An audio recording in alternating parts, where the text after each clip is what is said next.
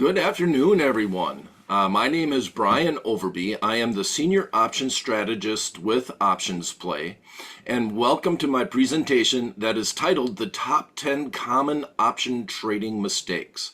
This is by far one of my more popular presentations on option trading, and it's mainly because so many people, when they first start trading options, don't really grasp the concept of how options are priced differently than stocks, and that leads to some common mistakes.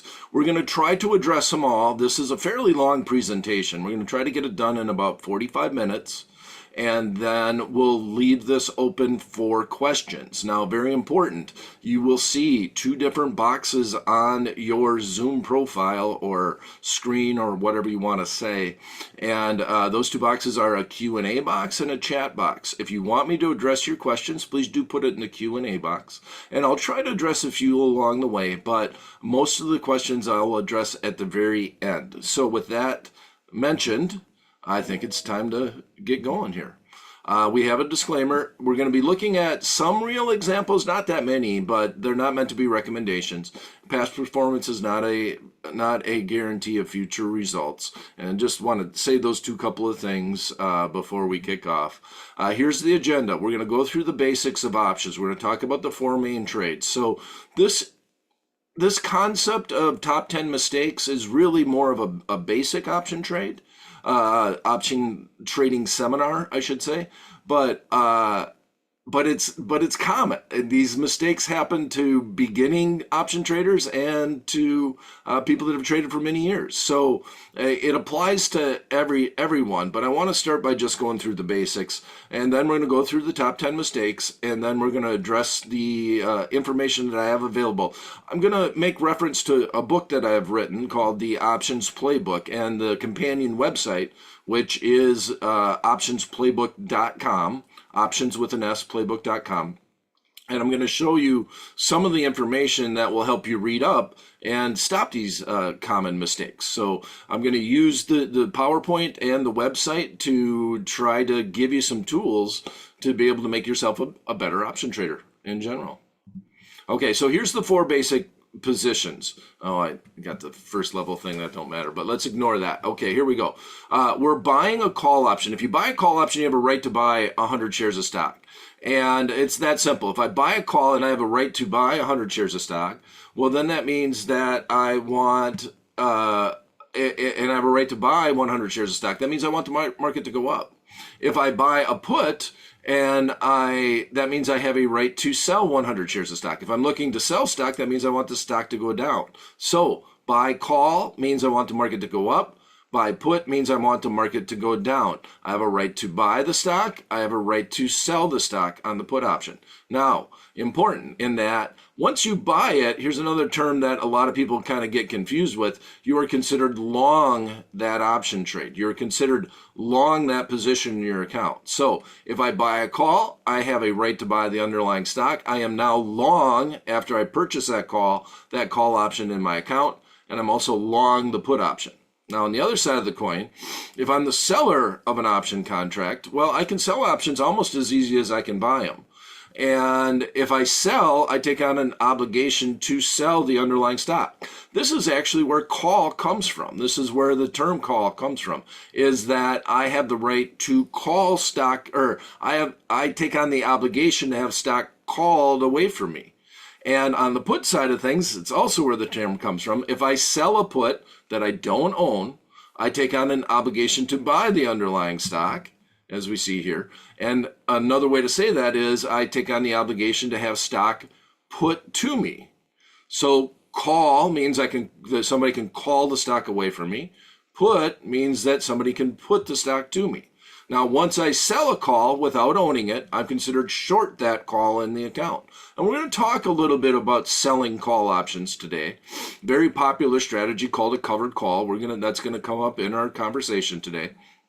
And if I sell a put, I take on that obligation, and I'm going to have that obligation to buy stock. Now, that's a little bit more advanced. We're not going to really get into put selling, But these are the 4 basic trades that you can do with options. Now we can combine these trades. We can buy a call and sell a call. We can buy a put and sell a put. That's 2 different strategies known as a spread strategy. And we're going to look at a spread strategy today and talk a little bit about that. And just alternatives to just buying a call because I want the market to go up, or just buying a put because I want the market to go down. All right, so speaking of that, let's talk about mistake number 1. And this is by far the biggest mistake that I see by beginning option traders in general, and every once in a while by advanced option traders. Now, I'm not saying that you should never, and I get this a lot, and I'll probably have somebody pipe in during this event saying, oh, I like buying out of the money calls. And there's a time and there's a place for it. But when you're first starting out, a lot of people like to go and buy out of the money option contracts. So let me explain what that means. If the stock is at 50 and we're looking at buying the 55 strike call, that's out of the money by $5, right? So for example, if I buy the 55 strike call, I take on a right. That right is to buy stock at 55. I can call the stock away from the seller at the 55 strike price, but the stock is only at 50 right now. So it does not behoove me to call that stock away. That's considered out of the money. It does not have any intrinsic or real value because I'm speculating that the stock can at least get to 55, and it is not worth my time to buy the stock at 55 unless the stock actually gets up to that level. So here's the rule of thumb, and I'm going to talk a little bit more about this mistake than any other mistake in the top 10 actually, and here it is. If I'm buying out of the money calls, it's one of the hardest ways to consistently make money over time. Success requires predicting both the stock direction and timing. Cheap out of the money options are risky due to rapid time decay and low probability of profitability. Okay, so if you look at this, a lot of people are thinking, okay, in Brian's example of, and I'm going to go through, I have a reindeer game set up here in the slides to talk about this, but if I'm buying the 55 strike call and the stock's at 50, in order for the stock to get to 55, that's a 5-point move. That's a 10% move for the stock to get to 55.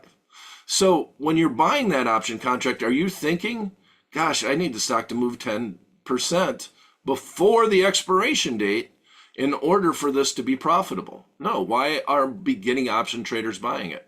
Because it's cheap, right? Because you can buy a lot of them. And a lot of people do that with stocks. You know, why do companies split their stock price? Because people want to be able to buy 100 shares. They don't want to buy 1 share of FedEx, which is a company that's going to be announcing earnings for $280, right? They want to be able to buy 100 shares and they want it to be trading for $40. So what does FedEx do? They split their stock, bring the stock price down, and make it more feasible to buy 100 shares. Well, the biggest thing about beginning option traders is they take that mentality into the marketplace and they just look for a cheap option that they can buy, and they can buy a lot of them. So what's the cheapest option? Well, an out of the money option. And almost every expiration that we're choosing from, but we're not going to get into expiration dates today too much. But if you think about what you're asking the stock to do, you can understand why this is hard to do time and time again and be correct and make money on option trading. Like I said, there's a time and a place for it, but it doesn't need to be your staple trade. And this is the one little section that I'm going to do on pricing. And I set up what I'm calling a reindeer game, very seasonally, the concept of Rudolph the Red-Nosed Reindeer and the reindeer game, okay? So here we go. Pay attention. If you need to take a drink of your coffee or whatever, this is probably the most important thing to grasp in the top 10 mistakes presentation that I'm giving today. All right, the stock is at 50. We have a 90-day 50 strike call option. Okay. Legit example. It's all theoretical though. I put this all together with an option pricing calculator. So the math works. Okay. The stock is at 50. We have a 90-day, so I'm not going to put out an expiration date, but the option has 90 days to live, and we can do the 55 strike call. Like I said, that's 5 points out of the money or 10% out of the money on a $50 stock. That call would be trading for around $1 based off of normal market conditions. So my question to you is, if I buy this option contract and the stock goes from 50 and it goes up, I'm correct on my forecast, and it goes to 52.50. So the stock went up $2.50, and the days to expiration goes from 90 days down to 45 days. Okay, so the stock moved $2.50. It took 45 days to move that $2.50, which on a percentage basis, that's 5%. That's a decent stock price movement in a 45-day period. And if you look at that, what is the 55 strike call trading for now? After the move to 52.50 and with only 45 days remaining to expiration. And if you want to play in my reindeer game, please put your answers in the Q&A box and we'll try to make a market. We'll see where we're at. Okay, Steven says 50 cents. Interesting, Steven. I like your answer. We need a few more to play in the reindeer games. Find that Q&A box. This is a good opportunity for you to find that Q&A box. We have Catherine coming in at 45. I'm assuming that's 45 cents. And Mark is coming back with 1. Mark, you know what? I'm going to give you that. And if you want to, Mark, I'll actually send you an options playbook for getting it right on the head. I will do that. So the answer is $1. Now, this is in a theoretical marketplace, assuming that a lot of things have not changed. But I like the answers. So a lot of times I will get that it's trading for $2.50 or it's trading for $2 or $3 in this scenario. But we have a very astute crowd today. The answers were 50 cents, 45 cents, $1, $1.10. So I appreciate those answers, and Mark hit it right on the head. So I did do some manipulation to be able to make this so that it would come out right at $1. It's basically $1.02 versus $1.04 or something very, very close. But here is the one thing, like I said, here's a big takeaway of buying out of the money options, is that options pricing has a lot to do with probability. What is the probability of the stock reaching that strike price by expiration? And I picked these dates, and this isn't exactly accurate. If you go on a shorter time frame, time decay is larger, but on a 90-day period. So, but this is true. This is like, I have the pricing calculator to back it up. So just want to know that. But if the stock is trading at 50 and you have a 55 strike call trading for $1, and the stock makes half the move, 5 points wide is a move, it goes $2.50, that's half the move, and it takes half the time. If you think of it as the probability of the stock reaching the strike by the expiration date, what has happened to the probability in this situation? Absolutely nothing, right? You needed a 5-point move in 90 days. You got a 2.5-point move in 45 days. So in a theoretical world, the probability of reaching that strike price hasn't changed. So guess what? The options contract hasn't changed. And that's what we mean by you have to get your forecast right and the timing right in order for this to be profitable. Now, on day 89 if the stock ran 2.5 points. Well, yeah, this would be profitable. You would be up on the trade. The fact that it took 45 days didn't change the probabilities of the stock reaching the strike, and hence it did not change the stock price. So the stock would remain the same. You put in $1 and you receive $1. I'll try to find a way, if I can get Mark's address somehow, shape, or form. If somebody can help me with that, that'd be great. And if not, and I don't know if that's okay, if that's a problem to be able to do that, but I'd be happy to send out a book if I could. Great answer, right on. Okay, so I don't know if you saw this before, Mark, but that was a very good answer. Very rare do I see somebody get it exactly right. Okay, so I'll address Catherine's question here. What about buying out of the money max time leaps call if you are bullish on the company based on fundamentals and the market turns bullish? Catherine, like I said, and I said that at the very beginning of this, there is a time and a place where buying out of the money option contracts works. And I don't mind the way that you put this together. You said, what about buying long-term LEAPS options? LEAPS stands for long-term equity anticipation securities. It just means options that go out more than 9 months in time. And I'm doing it based off of fundamentals. So you're giving yourself a lot of time, so you're not battling the time decay.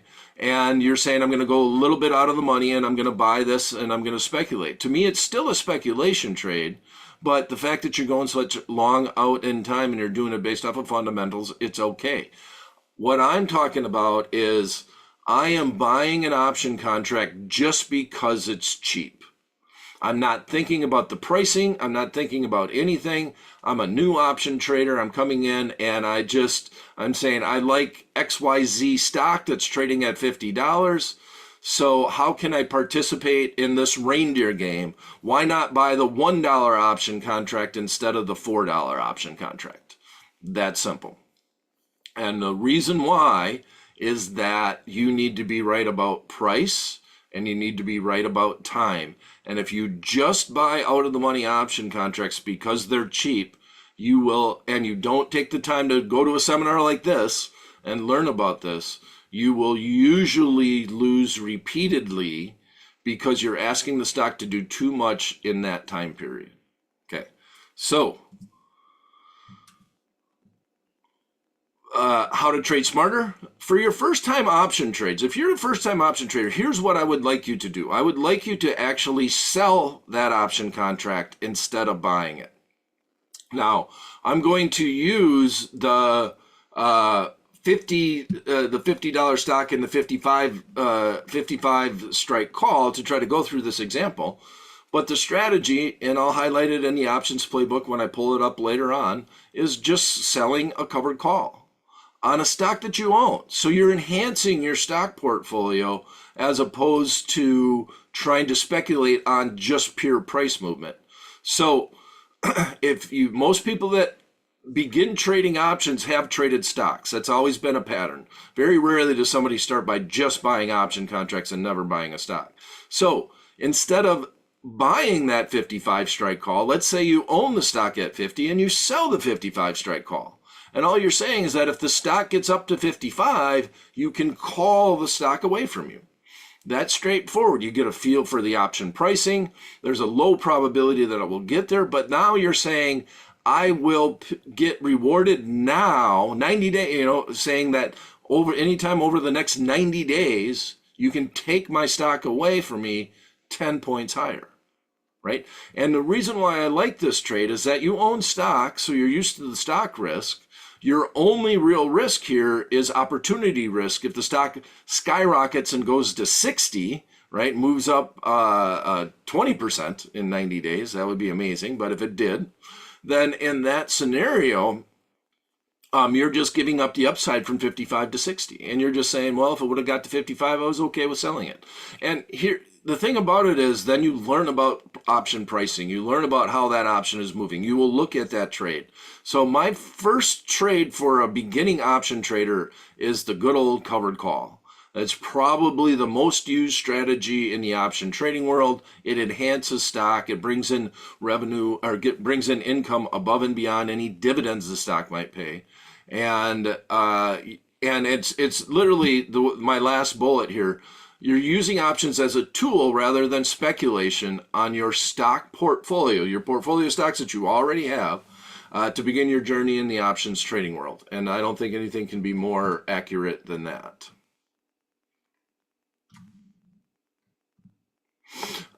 Stephen asked a question, no time decay? You do have time decay, actually, Stephen, in that, well, here's the way it works, Stephen. If you were looking at a 14-day option contract, if you were looking at a 14-day option contract and it became a 7-day option contract, you cut the time in half. Now you're talking about a very high rate of time decay. The fact that we went out 90 days and it came down to 40 days, it's a much more linear time decay. So there is time decay. So your answer was, without knowing, your answer was just fine. It was better than saying that the stock went to 250, right? Or that the option went to 250. So you're factoring in some things there. But the real thing that affects this, and I've done a seminar on volatility, pretty sure for first trade. We did a little bit on option pricing, but volatility relates to probability, and probability affects the price. And that's simple. And the probabilities didn't really change in our scenario. If you go in a different scenario, you can set it up where time decay might be a bigger issue. Okay.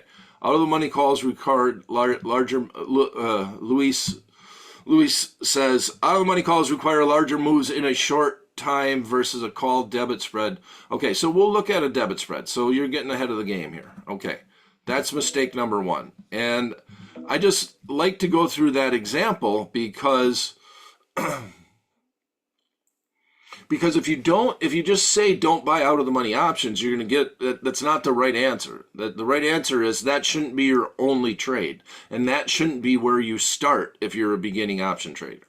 Okay, misunderstanding leverage.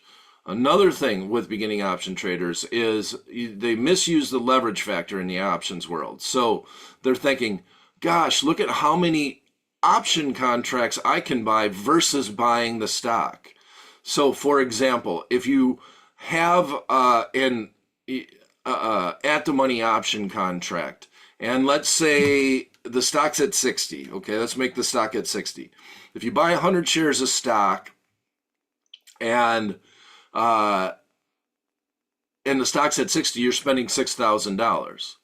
Well, let's look at an at-the-money option contract that goes out about 60 days. Let's say that's trading for $3. That would be a viable price. So if you take 6,000 divided by 300, which is the number of divided by 300, which is 3 times 100, the number of shares that the option contract represents, you could buy 20 call options. Now, if you do that, that's a much different risk factor than just buying 100 shares of stock. If the stock is at 60 and the strike is 60 and you buy your $3 option contract, well, in that scenario, you are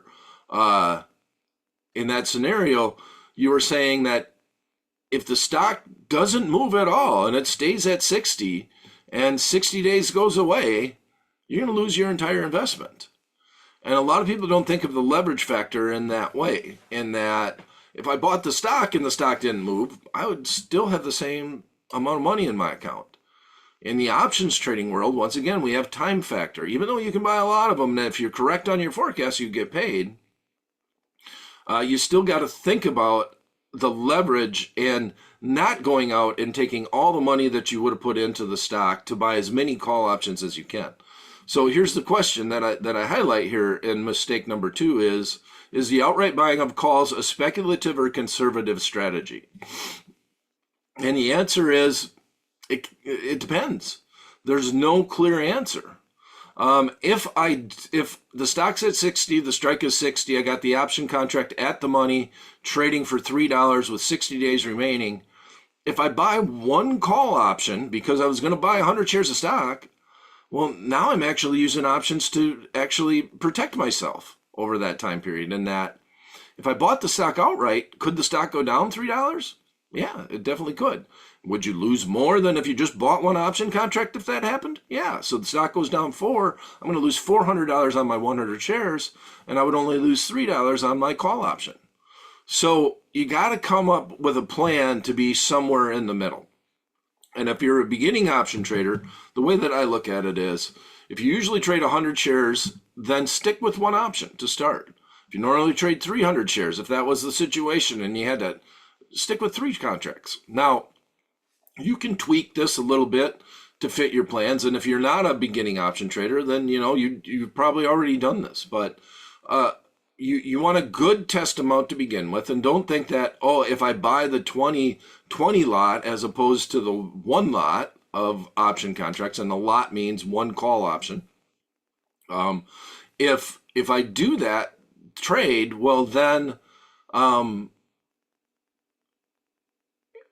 if I do that this is where I was going, and you don't have success by buying 1 lot or 2 lots, well, why do you think that you're going to have more success by buying a 20 lot of option contracts or 20 option contracts in general? Just be smart about the way that you're thinking about the leverage factor that's in an options contract. Okay, having no defined exit plan. Now, here's another thing too. Like with stocks, it's a little bit more easy to just say, well, I'm going to buy and hold, do the Warren Buffett style of investing and just hold it for the next 20 years because I think it's a good stock. That is a viable way and a plan that works. Over time, it has worked if you're buying good stocks. Well, first of all, you got to be a good stock picker, but if you're doing that. But in the options world, there is an expiration date. So you're going to have to manage the position a little bit more. So if I buy that, let's go back to our $3 option contract that with the stock at 60 and the strike of 60. If I buy that, do I get out if it's trading for 6? Do I get out if it's trading for 9? That option goes to 10. Do I get out then? What is my upside? Where do I want to get out if I'm correct on my forecast? Because there is an expiration date. And what if the market goes down? Do I sell when it goes down, when I lose half of my options price? Goes from $3 to $1.50. Is that when I get out? Bottom line is you need a plan like that. And a lot of times there's just a simple plan in that if it doubles on the upside, I'm going to get out. And if I lose half of my investment on the downside, if I pay $3 for it on my option contract and it's now trading for $1.50, I get out on the downside. Now, not saying that's the perfect plan. I'm just trying to give you a basis for something that I've seen done before with the options trading world. But the biggest thing is that you want to stick to it. And how can you trade smarter? Is first of all having an exit plan. And it doesn't really matter if you're buying or selling options. We even talked about the covered call trade earlier. Just always go into the trade not willy-nilly by just buying it like some people do with stocks. In the options trading world, if you're not willing to put a little bit extra time in, then you don't want to do it. It's that simple. It takes a little bit more time to do it, but you're trying to outperform the stock market in general. And this is just something that I put a little fun that, because this will happen. If you feel the urge to not follow your plan, just lay down until that urge goes away. Because I've heard this many times. Somebody says, I looked at the chart and the Fibonacci band ran into the RSI that hit the 20-day moving average. So there's no way that it's going to continue to go down. I got to stay in now, right? Well, that's not really the best way to do it in the options trading world. Sometimes I will say personally that some of my best trades were I got out when I said I would get out and I didn't lose more because I stuck to my plan. And that's the way that you should do it. So you put on a trade. The market doesn't do what you think it's going to do. You don't need to come up with an excuse to say, well, now the market's going to do what I thought it was going to do to start with, right? Stick to your plan, put the trade together, yada, yada, yada. That's straightforward.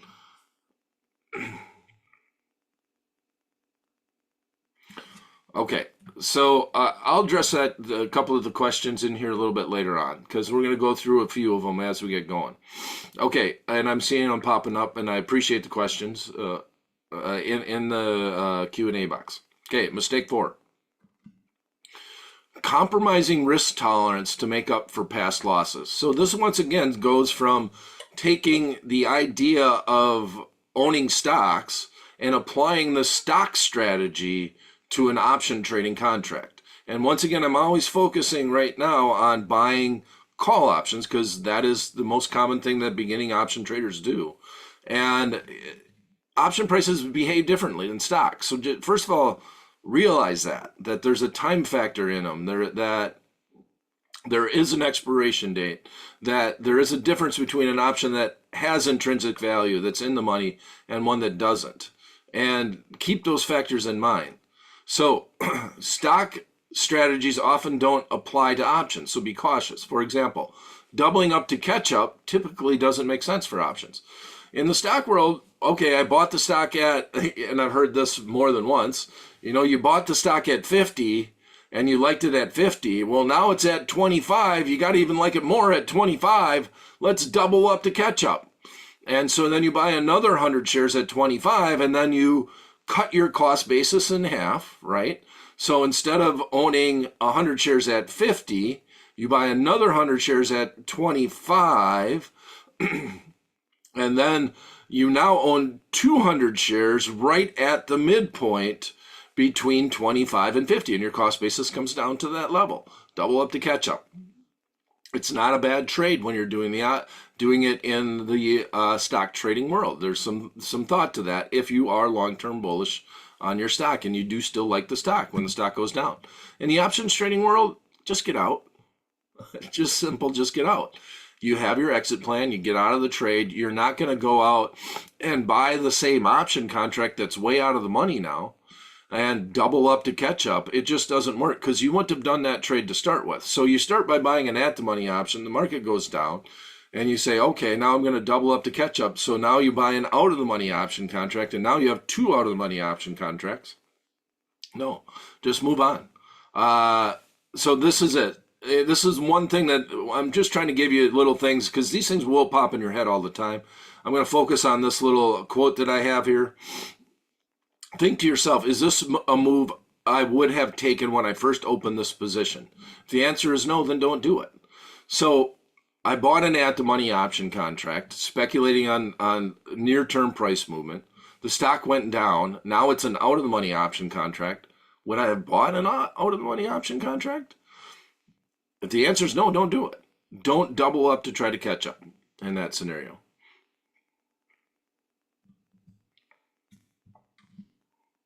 All right. Trading illiquid options. Okay, so now I'm going to go through this a little bit. Now, this is an issue. Bid-ask spreads are real in the options trading market. If you're not trading like the Meg 7 stocks, or you know what, I got to take a little sip of this. 1 second.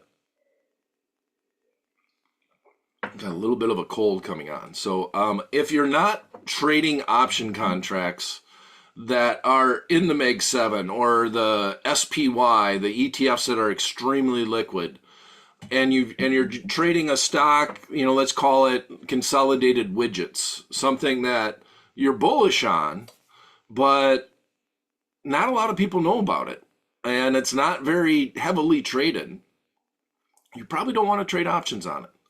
And here's the reason why, is a liquid market means, and here's just a few definitions, that you have many buyers and sellers with price changes in small increments. Okay, now I need one more drink. I hope my voice can hold out. This is my second lecture today with a cold.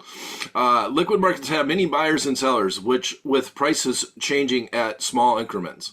Illiquidity occurs when an asset cannot be quickly sold or exchanged for cash without a significant loss in value. So, what do those words mean?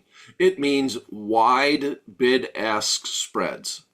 Bid and ask spreads. In that, if you are an option trader and you come down to the marketplace and you're trading with a market maker on the other side, they're going to give you a price that if you want to buy this option contract, you pay this price. It's a little higher than the option contract. If you're selling the option contract, you will receive this price. That is the bid-ask spread. When the markets are illiquid and there's not a lot of people trading, if there's not a lot of people trading the stock, there's going to be less people trading the option. That's straightforward. And then they will widen. They will be the difference between the bid and ask, the price that you can buy at and the price that you can sell at, can become significant. Just don't trade them.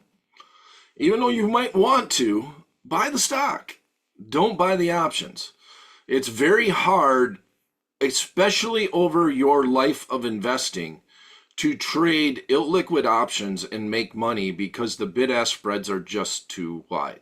Now, we're going to talk about spread trading, and that will help sometimes in illiquid option contracts. And we're going to get to that, and I'll tell you a little bit why. But if I'm just buying options, calls or puts to look at direction, I really don't want to trade illiquid option contracts. And you don't need to, there's no magic number. Just go look at the bid-ask spread. Just go and look at it, and that will give you a hint. Is it too wide? Is it 20% of the price of the stock? Is it 50% of the price of the stock? Is it $1 wide? Just looking at it, you can kind of tell if it's illiquid. Okay, so how to trade smarter? Well, sometimes it doesn't make sense to trade the options, just trade the stocks. Don't burden yourself. And learn the term open interest. Open interest, if you have a lot of open interest in your underlying, it can help with bid-ask spreads, and I'm going to go through that at the end when I flip over to the Options Playbook. But I have an entire section on open interest inside the Options Playbook and the Options Playbook website. Okay. All right, waiting too long to buy back short options. Now, here's another thing. If I'm selling an option contract, and I'm selling a spread that we're talking about, we're just things where I'm not the buyer of the option contract, I'm the seller. You always want to be ready to buy back short options. And here's just a simple thing, how to trade smarter. If you can keep 80% of your initial gain from the sale of the option, consider buying it back. You might even want to do this with your covered calls, which is really up to you if you want to sell the stock or not. But if you sell a call option, and in our example to start with, we talked about a stock at $55 call, trading for $1. And if we look at that and we can buy that option back for 20 cents, we might want to do that. For sure, if we can buy it back for 10 cents or even 5 cents. A lot of times it's not worth the risk to wait to try to squeeze out that last little bit of time premium in the option contracts. And here's a big reason why, is that in the theoretical world, the option's supposed to go to zero. It's worthless. It's way out of the money, yada, yada, yada. But in the real world, stocks can move unexpectedly all the time. So it's very hard to get that last nickel out of that option contract or that last dime out of that option contract. So a lot of times when I'm just selling option contracts, trying to bring the premium, even on my covered call scenario, if it gets down to 80% of the premium that I received, so if we're talking about $1, that means it's trading for 20 cents, or if it's $2 that you sold it for and it's trading for 40 cents. I always just like to try to buy things back, more so than not, instead of leaving the risk out there on the table. You captured a good part of the premium. Getting that last 20% is kind of hard to do. And you can change it up and you can say it's 90%. But just keep in mind that just leaving options out there for a few days, one of these days it's going to snap back and it's going to hit you. And it's not going to happen this week, or you might go 10 times in a row, and it made sense to just let the option expire worthless and not try to close out that option contract. But eventually it's going to happen.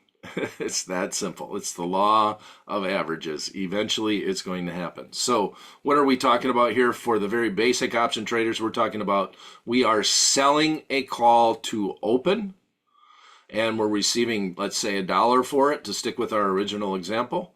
And we are buying to close that option for 20 cents. So we sold it, we received $1, we closed it, we paid 20 cents. Hence, we're up 80 cents on our $1 option contract that we sold. All right. Okay, and here's the other thing that a lot of people don't think about. In the options trading world, events matter. First of all, options were created as insurance products. I don't know if a lot of people know that, but it was a need to protect an asset. We're not talking about the puts and calls nowadays. A lot of them are used for speculation on price movement, like I talked about buying out of the money calls. But when you first option contracts, they've been traded all the way back to the 16th century. And the Dutch aristocracy, one of the first option contract that was ever created was to protect the value of a tulip bulb. And people were selling these option contracts saying that we will guarantee a price for this tulip bulb because there was a euphoric situation where everybody wanted to buy tulip bulbs, I guess. The Dutch aristocracy made it very popular. So eventually that market collapsed, and the people that actually sold those options, which would have been put options, didn't make good on their obligations. And that was an issue. And that happened many, many times up until we get to the Chicago Board Option Exchange in 1973 saying we're going to back all these trades. We're going to make sure all these obligations are good. Well, bottom line is, because of this, excuse me, because of this, trading during earnings season, know when earnings are. That's simple. Earnings are risk. Earnings bring in volatility. You got to pay for it. That's increased risk, just overall. Stocks pay dividends. Does that matter? Well, what happens when a stock pays a dividend? Well, the stock goes down. What's that going to do to a call? It's going to hurt the call. What's it going to do to the put? It's going to help the put. Dividends are factored into the options price, but know when they happen.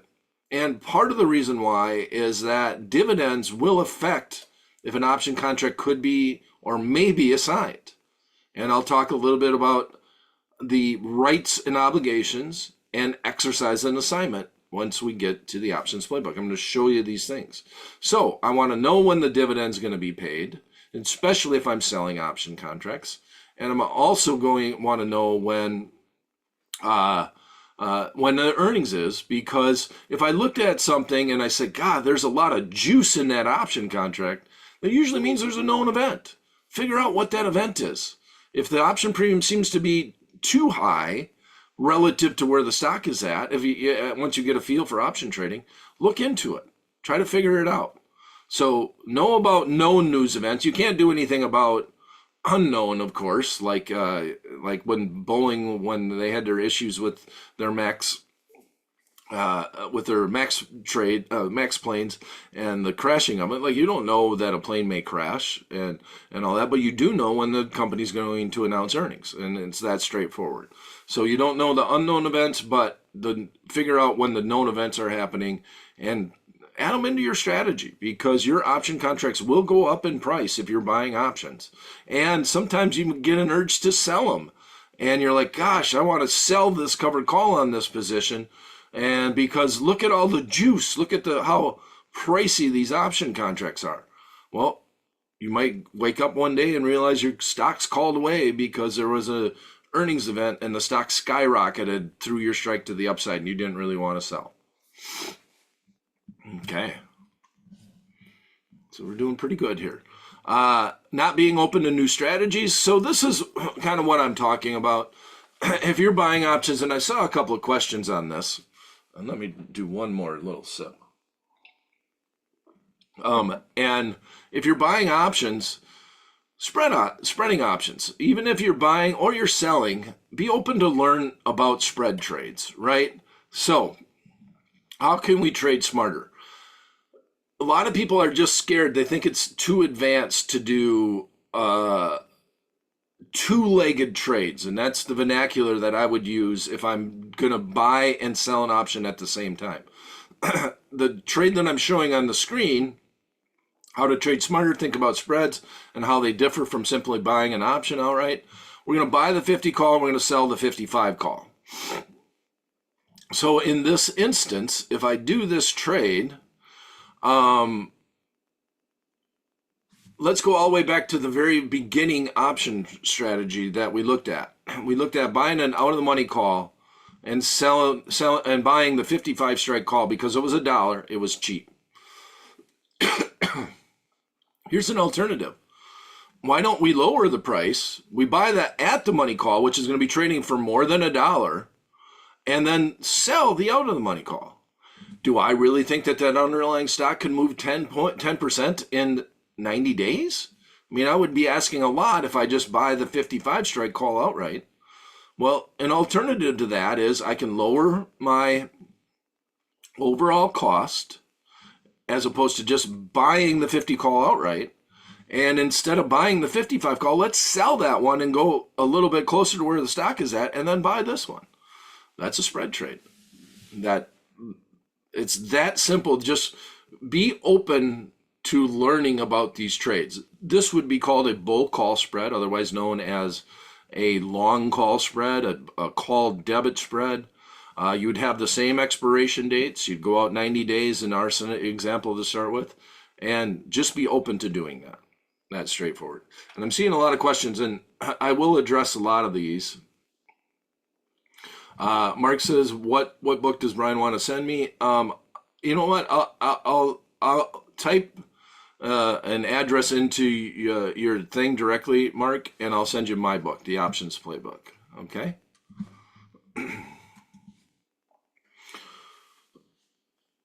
Not knowing what to do when assigned. Okay. Now we're getting fairly advanced. And actually in my book, I made it the top 5 mistakes because this isn't really beginning option trader stuff. But if I do that call spread and I get assigned on the 55 strike call and I get assigned early, doesn't happen that often that you get assigned. But when you sell a call, you take on an obligation. The obligation is to buy that underlying stock or to have that stock called away from you at that strike price. So if I do that trade, if I sell that and I take on that obligation, I can be assigned at any time between now and that expiration date. It doesn't happen that often, and here's the main reason why, is that if you buy a call option, right? If you buy it, I'm saying we're the seller, someone else buys it, and the call gets in the money. It doesn't behoove the buyer of the call option to exercise right away. What if it goes back out of the money? If I exercise instantly in the marketplace, well, if its stock goes down, I bought the stock and I've removed the limited risk of the option contract. So very rarely do people exercise early. Usually got to get to the expiration date to be assigned on your short option contract. But sometimes it happens. So be ready. Just realize that it can occur. And one of the things that can trigger it is a dividend. If a stock's going to pay a dividend and I want to own the stock before the dividend gets paid, especially if it's a big dividend, you might get assigned early. And I have a chapter in the Options Playbook that covers that. And I'm going to get to that as soon as we get through here. All right. How to trade smarter. Well, early assignments, understand that that's a situation. On the call side of things, if you sell a call, it doesn't happen very often. On the put side of things, it happens a little bit more often because what happens? If you exercise a call, you're saying you want to buy stock. When you buy stock, what do you do with cash? You spend cash. Would you rather spend cash now or would you rather spend cash later at the expiration date? I'd rather spend cash later than spend cash now. So call options usually don't get exercised early.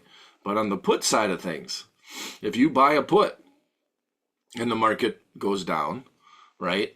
And you exercise your put. What do you do with stock? You sell stock. So would I rather sell stock now and get cash or sell stock later and get cash later? Well, sometimes the answer is now. Sometimes I would rather do it now, and so I might exercise now. So on the put side of things, the chance of getting assigned early is higher than on the call side. But the time premium factor is still a factor. And a lot of times, if you're going to get out of the trade, it makes sense to just close out that option position. And that's one of the simpler things to do. So like I said, this is an advanced mistake. And And I could do an entire lecture just on exercise and assignment. So I'm not going to be able to do that today. So I'm just going to show you the sections inside the options playbook that you should read to try to cover these things. Okay. Ignoring index options. And it says for neutral trade, this is mistake 10, and then we're going to be done, and then I'm going to address all of the plethora of questions that I have in the Q&A box. But ignoring index options for neutral trades. I'm just saying ignoring index options. I think this goes hand in hand with not being willing to learn spread trades. If I'm doing a short call spread, or I'm doing something where I'm trying to collect premium, index options are a good underlying to do, because an index is a gaggle of stocks, and it helps stop the gap openings to the upside and the gap openings to the downside. Because, for example, the S&P 500 stock has 500 companies. If one goes up, there's a good chance the other one went down, right? So if you're looking at neutral trades, understand index options and just take the time to learn a little bit about it. There's some tax advantages. This isn't a tax thing, but there are some tax advantages. They are cash settled. They don't settle in all 500 stocks of the index. The difference between the strike price and where the index is at is the amount of cash that goes in or out of your account on expiration. And there are just a lot of benefits to understanding index options. And I'll leave it at that. Okay, my name is Brian Overby. My handle on x.com is @BrianOverby. Please check out OptionsPlay. If you are a first trade client, I'm sure you have already checked out OptionsPlay because you have access to it. And here's my book, OptionsPlaybook.com. Also, you can buy it on Amazon. It's just Options Playbook. And if you have any questions, I'll be happy to address them.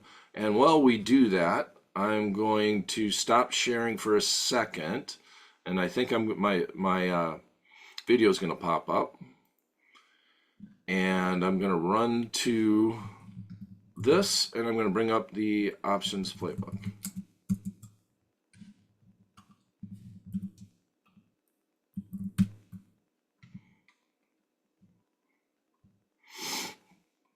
And I guess I'll start with the simplest one. All right, and now let's go back and share. Desktop 2, and we'll share. Okay. I think you are now seeing optionsplaybook.com, right? All right. Quite simply, so somebody asked about the book. You can get it just by going to buy the book on optionsplaybook.com. This is the actual homepage, and there's the book. Okay. But you don't have to buy it, just so you know. I mean, I own the rights to optionsplaybook.com, so I do make money off of selling the book. But I give away the whole book. Everything is on this website. So I'm not a very good salesman in that every word of text that you can find in the book is on the website. And I'm going to highlight a few videos because a couple of people were asking about that. But all you got to do is click on buy the book, and it'll take you to Amazon. Okay, so the last slide that I talked about is index options. So if you just type in this little search box and you type in index, that's what will come up. What is it? I'm battling it, but I'm not winning. Drink a little bit more water. Okay, and you just type that in, and it's what is an index, and this is it. You can obviously you can search for it through resources and that, but the search box works. So what is an index option? This, if you want to learn more about them, this talks about the fact that, like I said, they're cash settled and all the intricacies of trading index options. Now, early exercise. Okay, I went over it very quick, but with early exercise, what I'm showing here is I went very quickly through the fact that puts can be exercised more often than calls, usually. But this goes through all the details of how the dividend affects the possibility of an exercise and if the stock gets put to you. So it goes into great deal with that. And then we also had open interest. So if you type in open interest over here, understanding open interest, where do your option contracts go? Where do options go when they die? I forgot that I had that in there. That kind of made me chuckle. But that's what open interest is. And to go along with that, actually, if you go into the Rookie's Corner, just talking about the 3 different things that you can do with an option. Let's go exercise.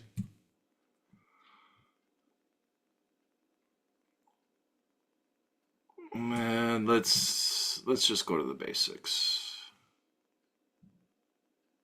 Cashing out your options. Okay, so this goes right in here. This is the tab that we're in, but cashing out your options. And this talks about the 3 things that you can do with an option contract. And it's really important to highlight, this is actually from way back when I wrote the book, 2008. But the Options Clearing Corporation, most option contracts actually get sold in the marketplace. So I buy it to open, I'm losing money, I sell it and I close. I don't ride it all the way to expiration and let it go worthless. Or I buy it and the stock goes up and I sell it and I make money. But most of the time, option contracts are bought to open and then sold to close. 19% of the time they expire worthless, and 11% of the time they actually get exercised. And these are the numbers, and they haven't changed really throughout the years. They stay pretty accurate. But this talks about cashing out your options, and that goes hand in hand with open interest. So 2 really short little things. Oh, this one's really short. And then it actually sends you to the open interest tab, and that's not that long either. Okay. All right, and then you wanted to talk about volatility and probability. I just added actually a few things in here on volatility. What is volatility? There's actually a few videos that have been added. Oh, what is, let's go delta.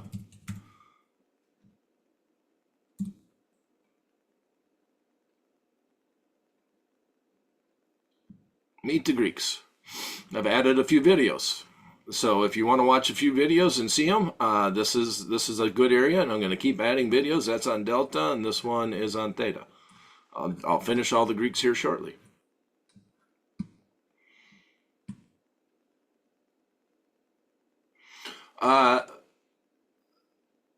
JP Vargas is asking about mentorship. Right now, we don't have a mentor program at OptionsPlay.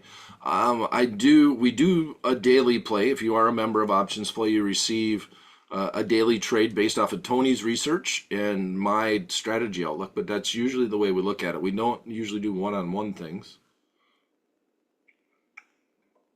Okay, so let's go back and let's answer a couple of these. I'm getting a lot of thanks. I appreciate that.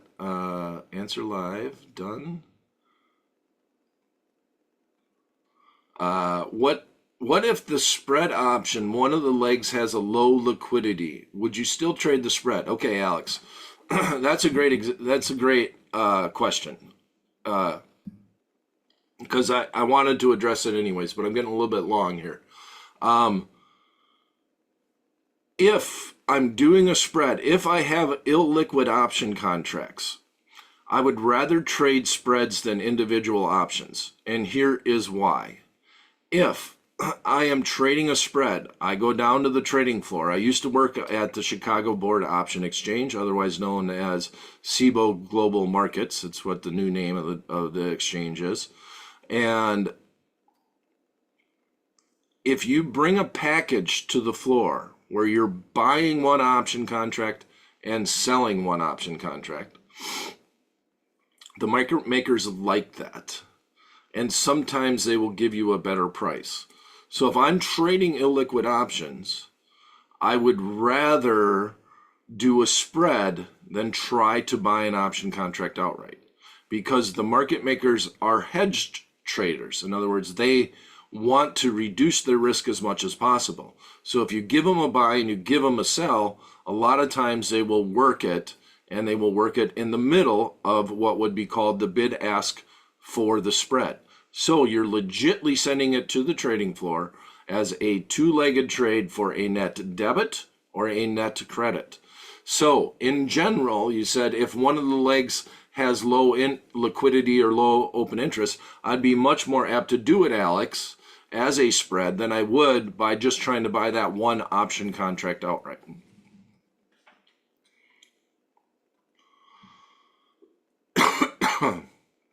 All right, Mark, I got your address. You'll see the book. There's high demand for the book right now, so It's there's a backlog. We're about 3 weeks behind, so it'll be after the new year that it will come in. Oh, excuse me.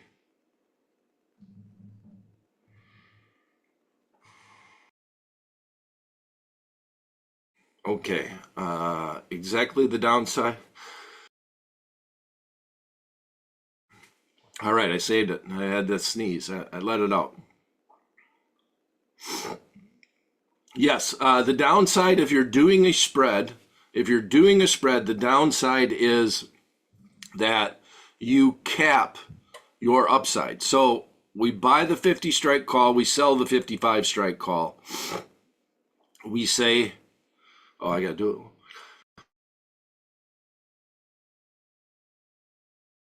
Oh, excuse me. So you buy the 50 strike call, you sell the 55 strike call. You're capping your upside. If stock goes beyond 50. 5. All right, let me.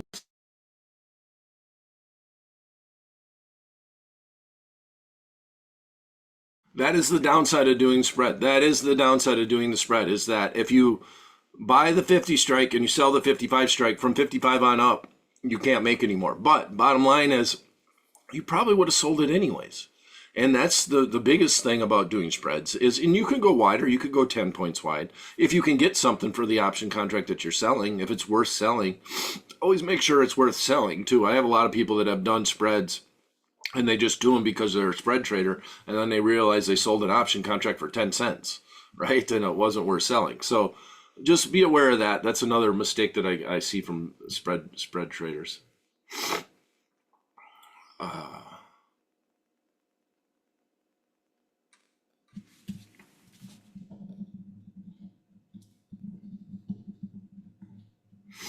Okay. Advise buying and selling opposite of the market trend. Well, yeah, Alex. I mean, well, Alex asks, do you advise buying and selling options opposite of the market trend? Well, I think that's a huge different picture and philosophy about just stock market trading at all. I mean, do I want the market's up, right? Here's a great example. The market is up right now. The market's setting new highs. Healthcare is not. Healthcare is struggling. So there's a lot of good valuations in the healthcare companies, but do I want to buy healthcare companies when the entire industry is struggling? Even though there's some good values, market is up, but healthcare, the whole sector is down.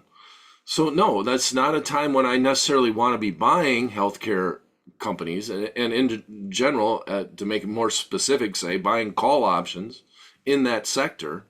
Market's up, but the sector's down.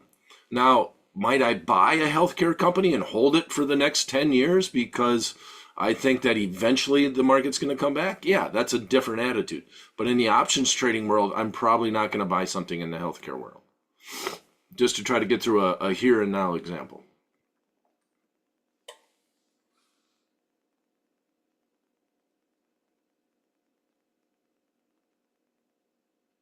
Okay, so Catherine says taking it one step further, and we're talking about covered call selling. Owning a covered call, owning a stock and selling owning 100 shares of stock and selling a call option, which we talked about at the very beginning. Say the stock was at 50, and instead of buying the 55 strike call, let's pretend we own the stock and we sold the 55 strike call. Is that better than doing an out of the money call spread? There's nothing that's better or worse, right? It's all about your forecast. If you want to sell an out of the money call spread, here's the strategy, short call spread. If I want to sell this, I have limited downside or limited upside because of net credit received, and then I protect myself on the upside. If I own the stock, I don't want to sell a short call spread because the stock protects me. It's just a totally different trade, and there's a different time when it applies. There's no golden book of answers of what trade you should always do. The answer is it always depends. You hear a lot of times another misnomer, since this is top 10 mistakes, a lot of people say 80% of option contracts expire worthless. Well, I just showed you that they don't because most people close them. Most option contracts don't make it to the expiration. The number was 60% of the time, most of the people close the option contracts. They think of options as a hot potato, right? That I'm going to take this option contract and here you take it, here you take it. Somebody's got to have it at the end, and it's got to expire worthless in somebody's hands. And that's not the case. If you buy to open and then sell to close, that option ceases to exist. It's not there anymore. So it's that simple. It didn't make it to expiration. There wasn't something that expired worthless. It's just a simple contract. You open the contract and then you close the contract. Just like an insurance policy on Geico. I listened to Geico's insurance, and so because I like the little lizard, I buy Geico's insurance. So I sell my Allstate insurance and I buy Geico's insurance. That contract didn't get to the end, right? Because I closed it out. I didn't ride it all the way to the end. That's simple. And that's the way option trading is.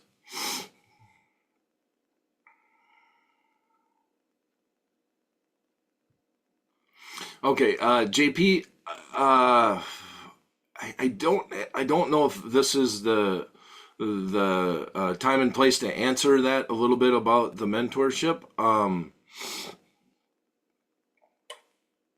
Send that question to support@optionsplay.com, JP, asking about mentorship, and we'll try to come up with a solution. Support@optionsplay.com. Only cause Ricardo Martin move the stock. Okay, Luis, that is true. And we got all the way to the end. We actually answered everything, and we're just a few minutes long. All right, let's go all the way back to here. Pull this up. My name is Brian Overby. My handle on x.com is @BrianOverby. Site, check out optionsplay.com. I know you already have if you are lucky enough to be a First Trade client, and because First Trade is one of the excellent firms that actually gives you access to optionsplay.com and the platform. My book is optionsplaybook.com, and thanks for tuning in today. I think that will be it. We'll call it a day right now. Have a happy holiday.